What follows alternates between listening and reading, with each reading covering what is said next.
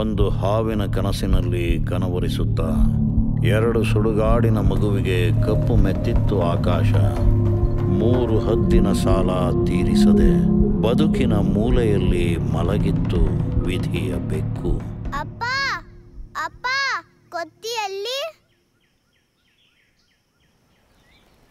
ಅಲ್ಲೇ ಎಲ್ಲೋ ಮೂಲೆಯಲ್ಲಿ ಮಲಗಿರ್ಬೇಕು ನೋಡಮ್ಮ.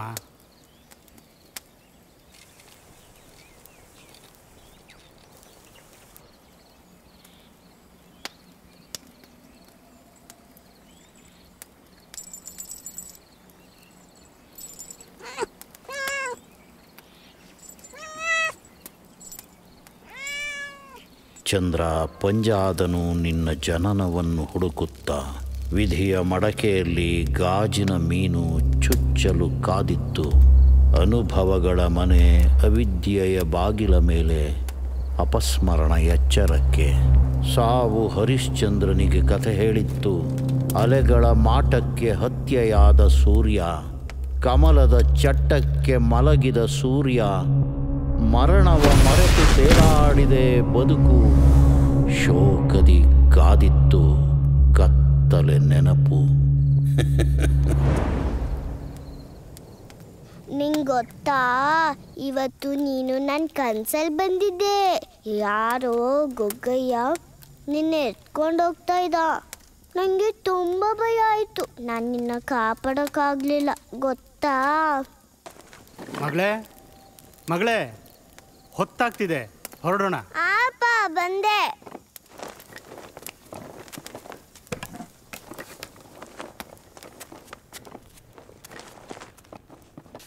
ಬಿಸಿಲು ಜಾಸ್ತಿ ಆಗ್ತಾ ಇದೆ.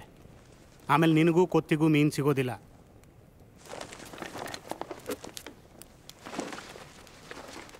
ಹೊಟ್ಟೆ ಹಸು ಅಂತ ಇದ್ದೆ, ಇನ್ನೂ ಅಲ್ಲೇ ನಿಂತ್ಕೊಂಡು ಏನು ಮಾಡ್ತಾ ಇದೀಯಾ?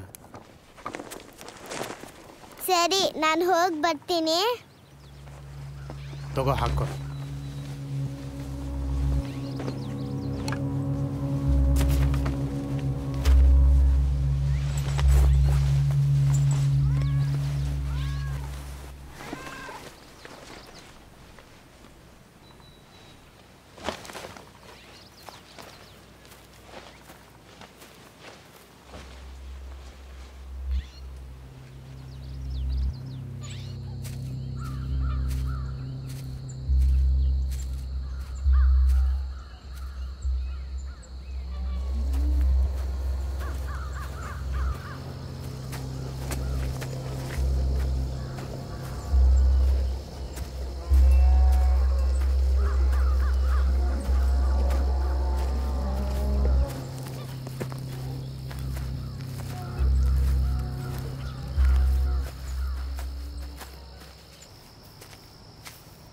ಅಪ್ಪ, ನಾವು ಮೀನು ತಿಂತೀವಿ, ನಮ್ಮನ್ನು ಯಾರು ತಿಂತಾರೆ? ಸಾವು. ಸಾವು ಎಲ್ಲಿರುತ್ತೆ? ಅದ್ರ ಮನೆಗೆ ಯಾವತ್ತಾದ್ರೂ ಹೋಗಿದ್ದೀರಪ್ಪ? ಹ್ಞೂ ಸೀತಾ, ಊರಾಚೆಯಲ್ಲಿ ಕೆರೆ ಇದೆಯಲ್ಲ, ಅದನ್ನು ವಿಧಿಕುಂಡ ಅಂತಾರೆ. ಊರವ್ರು ಯಾರು ಅಲ್ಲಿ ಮೀನು ಹಿಡಿಯೋಕ್ಕೆ ಹೋಗಲ್ಲ, ಹೆದರ್ಕೋತಾರೆ. ಎಲ್ಲ ಮೂಢನಂಬಿಕೆ. ನಾವು ಅದೇ ಮೂಢನಂಬಿಕೆಯಲ್ಲಿದ್ದರೆ ಹೊಟ್ಟೆಗೆ ಮಣ್ಣು ತಿನ್ನಬೇಕಾಗತ್ತೆ. ಯಾಕೆ? ಆ ಕೆರೆಯಲ್ಲಿ ಸಾವು ಬಂದು ಮೊಟ್ಟೆ ಇಡುತ್ತಂತಮ್ಮ ಅಂತ ಜನ ಏನೇನೋ ಮಾತಾಡ್ಕೋತಾರಮ್ಮ.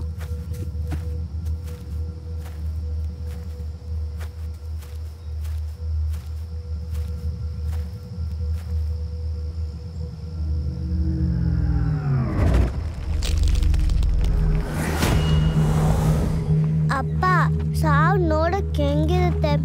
ಬೆಳ್ಳಕ್ಕಿರುತ್ತಾ ಕಪ್ಪಕ್ಕಿರುತ್ತಾ? ಸಾವು ದೇಹ ತೆರೆದ ಪುಸ್ತಕ ಸೀತಾ, ಹೀಗೇ ಇರುತ್ತೆ ಅಂತ ಹೇಳೋಕ್ಕಾಗಲ್ಲ. ಅದಕ್ಕೆ ರೂಪ, ಬಂಧನ, ಭಾವನೆ ಯಾವುದೂ ಇರಲ್ಲಮ್ಮ. ಹಾಗಾದ್ರೆ ಹೆಂಗ್ ಬರುತ್ತೆ? ನಮ್ಗೆ ಹೆಂಗ್ ಗೊತ್ತಾಗುತ್ತೆ? ಇದಕ್ಕೆ ನನ್ನ ಹತ್ರ ಉತ್ತರ ಇಲ್ಲಮ್ಮ. ಇದನ್ನು ನೀನು ದೇವ್ರ ಹತ್ರ ಕೇಳಬೇಕು. ಹ್ಞೂ ಸರಿ.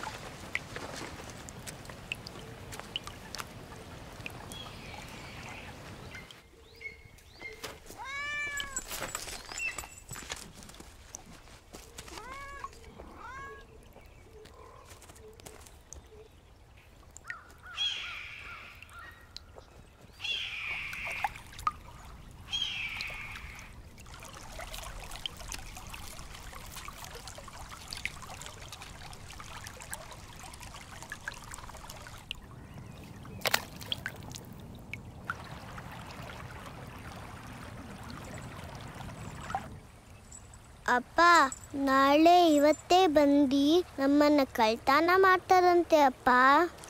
ಅಯ್ಯೋ ಹುಚ್ಚು ಹುಡುಗಿ, ಯಾರಮ್ಮ ಹೇಳಿದ್ದು ಇದೆಲ್ಲ? ನಮ್ಮನೆ ದೃಷ್ಟಿಗೊಂಬೆ ಅಪ್ಪ. ಅವನು ನನ್ನ ಜೊತೆ ದಿನ ಮಾತಾಡ್ತಾನೆ. ಇವತ್ತು ಅವನ್ನ ಯಾರೋ ಹೊತ್ಕೊಂಡು ಹೋಗ್ತಾ ಇದ್ರು ನನ್ನ ಕನಸಲ್ಲಿ. ಕನಸೆಲ್ಲ ನಿಜ ಆಗತ್ತೇನಮ್ಮ? ಅದನ್ನೇ ಯಾರಮ್ಮ ಹೊತ್ಕೊಂಡು ಹೋಗ್ತಾರೆ? ಮನೆ ಮುಂದೆನೇ ಇರುತ್ತೆ ಅದು. ಈಗ ಮೀನು ಹಿಡಿಯೋಣ. ಅಪ್ಪ ಕೊತ್ತಿಗೆ ಮೀನು. ಮೊದಲು ಮೀನು ಸಿಗಲಿ, ಆಮೇಲೆ ಇಬ್ಬರಿಗೂ ಬೇಯಿಸಾಕ್ತೀನಿ, ಆಯಿತಾ?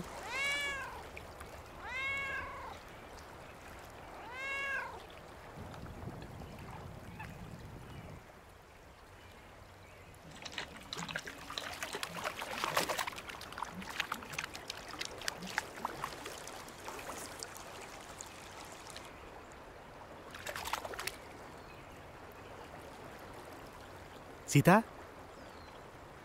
ಮೀನು ಸಿಕ್ತು ಸೀತಾ.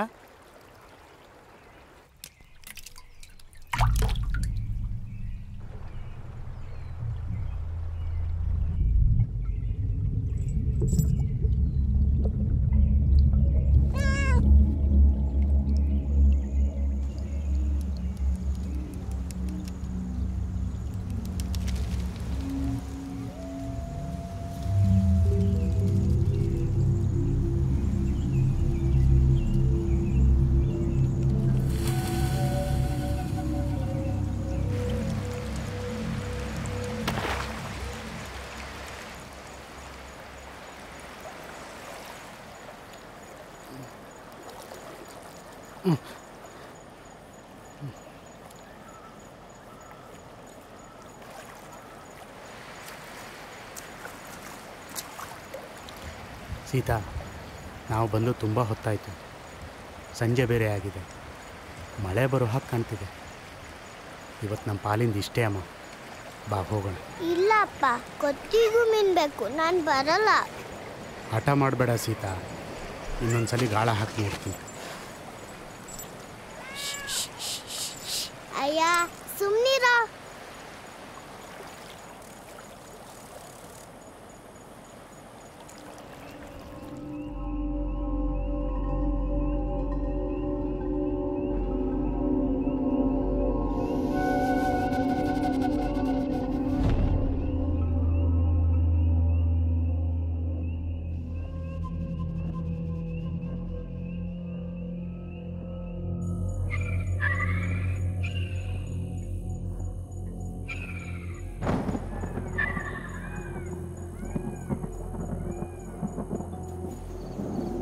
ಅರೆ ಇದೇನಿದು? ನಾವು ಬಂದಾಗಿರ್ಲಿಲ್ಲ, ಈಗ ಎಲ್ಲಿಂದ ಬಂತು?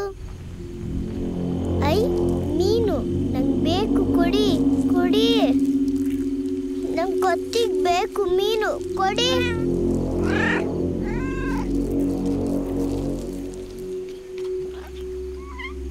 ನೀನೇ ತಗೊಂಬರ್ತ್ಯಾ?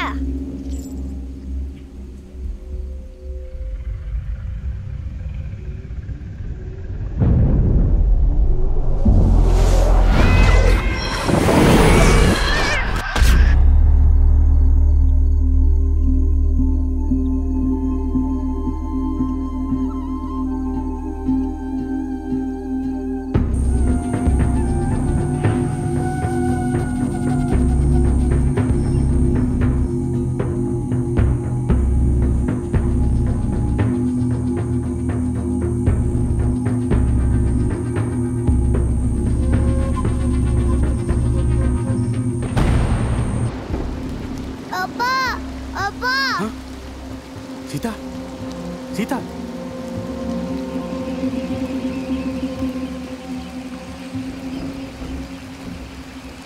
ಮಗಳೇ, ಮಗಳೇ,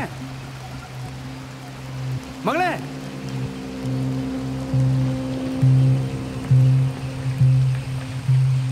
ಏನಾಯ್ತಮ್ಮ? ಅಪ್ಪ ಕೊತ್ತಿ ಕಳ್ದೋಯ್ತು. ಕಳೆದೋಯ್ತಾ? ಎಲ್ಲೋಯ್ತಮ್ಮ? ಒಳಗಡೆ ನೋಡಪ್ಪ, ಕೊತ್ತಿ ಕಾಣಿಸ್ತಾ ಇಲ್ಲ. ಏನಮ್ಮ? ಏನಮ್ಮ ಇದು?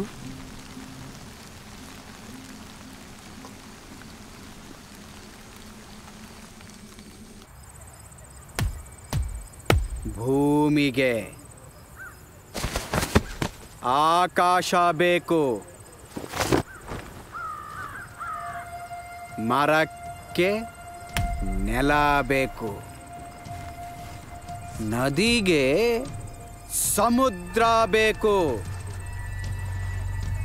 ಬೆಕ್ಕಿಗೆ ಮೀನು ಬೇಕು, ಮಗಳಿಗೆ ಅಪ್ಪ ಬೇಕು, ಸಾವಿಗೆ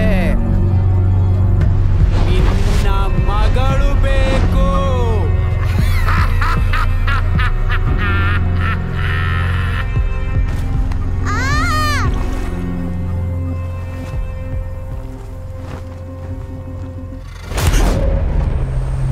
ಮಗಳೇ,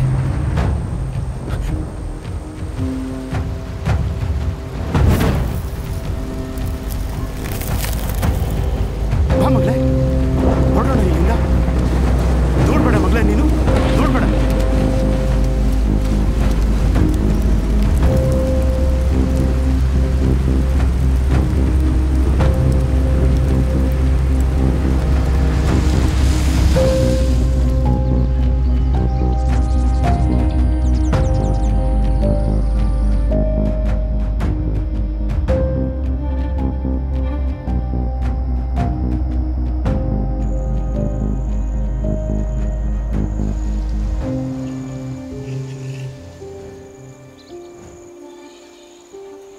ಅಯ್ಯೋ, ನಾಳೆ ಆಗೋದನ್ನ ಇವತ್ತೇ ನೋಡಿದ್ವಾ?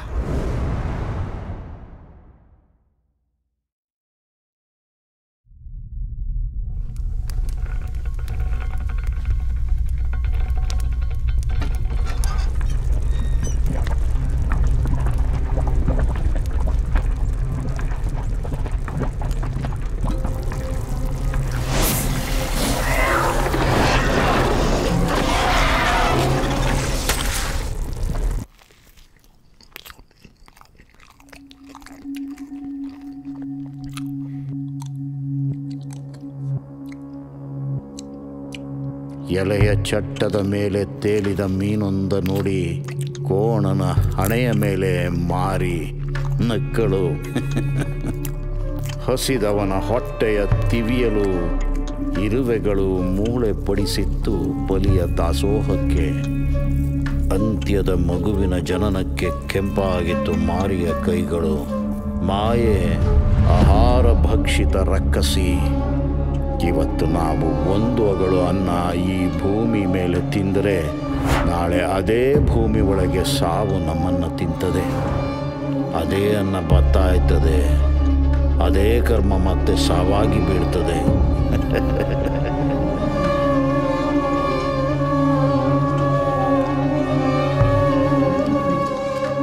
ರಾಹಿ ಪರಾಣಾಂ ಚ ತಸ್ಯ ಅನ್ನಂ ಯಃ ಖಾದತಿ ಏಕದ್ವಾತಂ ಅನ್ನಂ ಭೂತೇಷು ಖಾದಿಷ್ಯತಿ. ಜೀವಿತೆ ಕರ್ಮಫಲಂ ಯಥಾ ಖಾದ್ಯತೆ ತಥಾ ಮೃತ್ಯುಂ ಕರ್ಮಂ ಖಾದಯತಿ.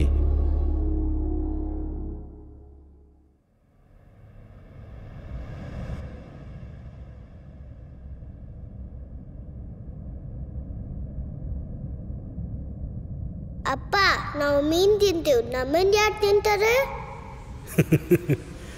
ಸಾವು